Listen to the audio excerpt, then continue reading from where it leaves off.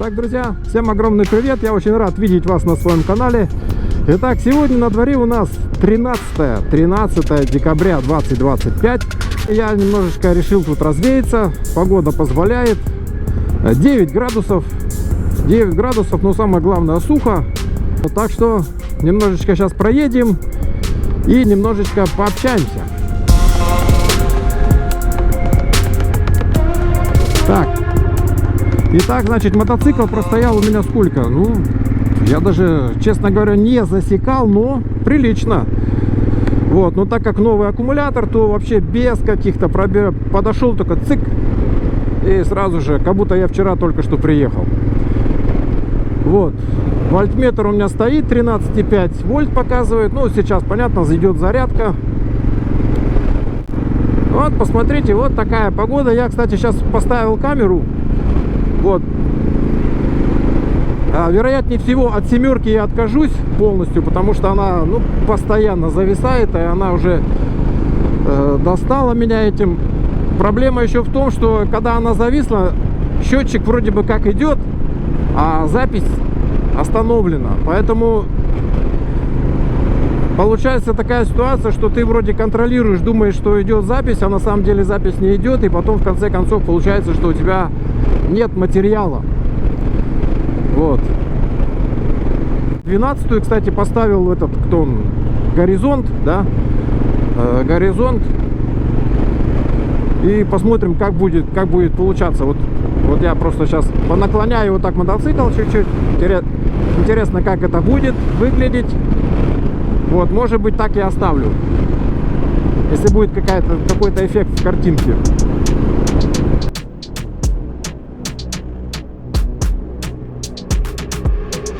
Да, мотоциклисты практически не встречаются, пока еще ни одного не увидел. Вот. Курточка, во, ребята, просто я сижу в ней как в реальной крепости. Ни ветер, ни холод нам ни почем, и дождь. Самое главное, дождь тоже ни почем.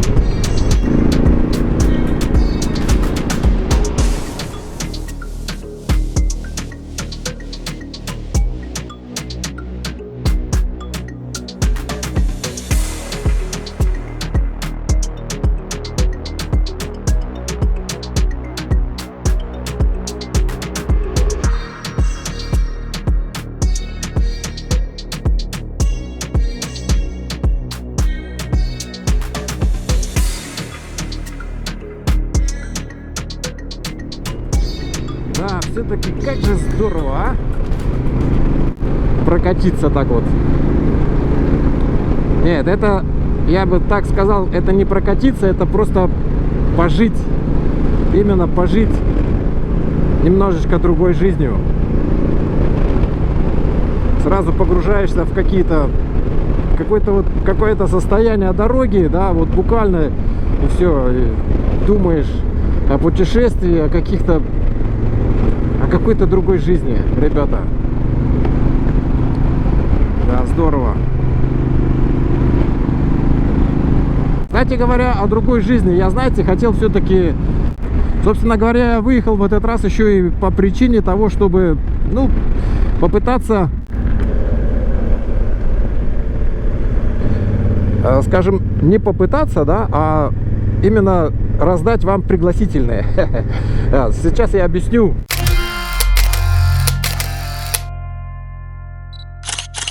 Что я имею в виду? Опа. Сфотали меня. Плевать. Потому что мне фотографии сейчас точно до лампочки. Да, кстати говоря, сейчас вот сфотографировали, я вспомнил, все-таки мне пришел всего один штраф. Да, вот и летом, когда я отправился в путешествие, в Швейце меня 2 раза сфотали. 2 раза в туннеле. На выезде из туннеля 2 раза сфотографировали. И прислали 1 штраф только. Я все ждал, когда придет второй. Ну, не знаю, может быть, как-то... Ну, я думаю, что уже теперь время прошло. Вряд ли сейчас я что-то получу. Ну, вот 1 штраф пришел, 180 франков. Ну, 180 евро. За превышение, там, по-моему, на 8 км в час, что ли. Сейчас я уже даже не вспомню. Вот, так что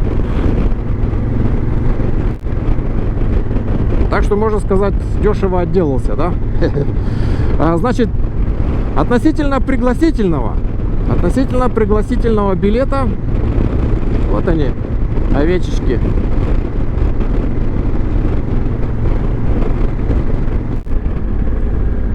Знаете, друзья, я уже несколько раз пытался снять такое видео, в котором я хотел поговорить о грядущих событиях, которые вот буквально мы стоим на пороге этих событий. Вот, было у меня несколько попыток записать видео, но как-то все не получается. Не могу подобрать вот этот ключ, знаете, чтобы это было, ну, как-то интересно и коротко по делу. Чтобы это не походило на какую-то, знаете, проповедь. Проповеди вы найдете и так. Каждый, кто хочет, найдет проповедей в интернете сколько угодно. Но вот именно для мотобратьев, для моих братьев по оружию, так скажем, вот, я хотел быстро, коротко сказать. Знаете, мы в жизни часто сталкиваемся с разными выражениями библейскими, да. Вот, ну, например, кесарю кесарева, а Богу Божие, да. Все это выражение знают, но вряд ли знают контекст, да. Ну, может, кто-то знает, вот, но, как правило, так происходит. Или, например, да, кто не работает, тот не ест, да. Это апостол Павел это говорил. Ну, мы применяем это вообще ко всему, чему угодно, да. И вот есть такое выражение: много званых, но мало избранных, да.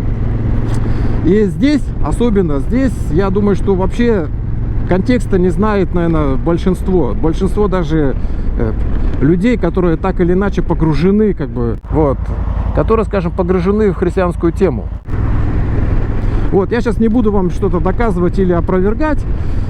Вот, я вам конкретно скажу насчет пригласительного. Знаете, наверное, все знают эту притчу, ну, или, по крайней мере, слышали такую притчу о приглашении на брачный пир. Да? Царь посылает своих слуг пригласить на праздник, ну, скажем, на вечеринку, на праздник, на пир, да, на торжество. Вот, ну, в конкретном случае это на свадьбу, да, пригласить своих знакомых, друзей. Вот. Посылают слуг, но эти друзья и знакомые начали постепенно отказываться один за другим. Один там сказал: да ты понимаешь, блин, Андрюха, я вот купил мотоцикл новый, и мы теперь с друзьями отправляемся вот буквально на этой неделе, когда это событие происходит, мы отправляемся там куда-то на неделю погонять на мотоциклах. Ну ладно, извини, но вот такая ситуация. Потом другой также: я там сам недавно женился, и, в общем-то, как бы, мне сейчас не до этого, у меня там другие заботы, ты уж извини, но я не могу. И прочее, прочее. И так все поотказывались, слуги вернулись назад и говорят хозяину: так, все отказались. Тогда он говорит: ладно, в таком случае идите, и кого увидите, первого встречного, всех, кого только увидите, кого только заметите, всех приглашайте на праздник. И они пошли, и всех хромых, кривых, косых, ну, так скажем, да, всех пригласили, кого только они смогли встретить. Вот. И зашли в помещение, где происходил вот этот пир, закрыли дверь и праздновали, да. И в конце этой притчи Господь говорит о том, что много званых, но мало избранных. И, как правило, вот наше обычное толкование, да, именно так толкует. Как? Они говорят, что вот кто такие избранные? Это избранные, это особые люди, типа зовут всех, да, а вот избранные, только достойные, это такие особые люди, там, которые там не грешат, которые хорошо себя ведут, которые там ходят в церковь и бля-бля-бля-бля. И все в таком роде. Вот это избранные. Их мало, да, а званых много.